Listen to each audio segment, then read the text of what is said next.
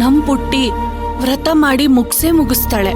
ಯಾಕೆಂದ್ರೆ ಅವಳು ವ್ರತ ಮಾಡ್ತಾ ಇರೋದು ಅವಳಿಗೋಸ್ಕರ ಅಲ್ಲ, ಅಗಸ್ತ್ಯನ್ಗೋಸ್ಕರ. ಅಮ್ಮ, ಚಿಕ್ಕಮ್ಮ ಚಿಕ್ಕಮ್ಮ, ನೀವ್ ಹೇಳಿದ್ ನಿಜ. ಅಕ್ಕ ಖುಷಿಯಾಗಿ ವ್ರತ ಮಾಡ್ತಿದ್ದಾಳಂತೆ.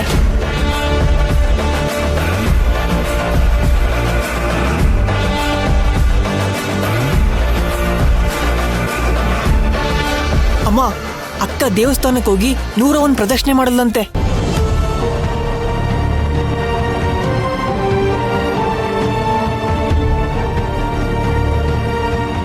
ಉರಿ ಬಿಸಿಲಲ್ಲಿ ಹೇಗ್ ಮಾಡಿದ್ಲಂತೂ?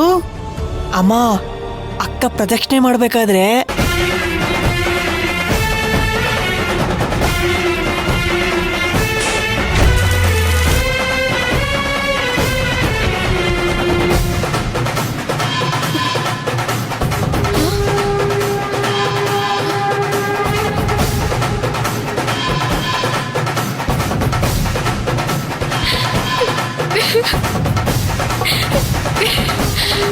ಅಮ್ಮ, ಶಂಕರಮ್ಮ ಕಾಪಾಡ್ಬಿಟ್ಟೆ ಅಮ್ಮ.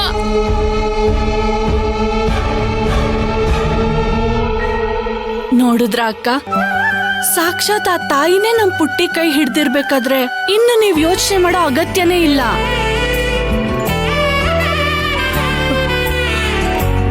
ಬನಶಂಕರಮ್ಮ,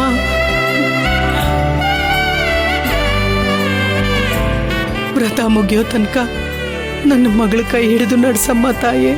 ವ್ರತ ಮುಗಿದ್ಮೇಲೂನು ತಾಯಿ ಕೈ ಹಿಡ್ದಿರ್ತಾಳೆ, ನೀವೇನು ಯೋಚನೆ ಮಾಡ್ಬೇಡಿ.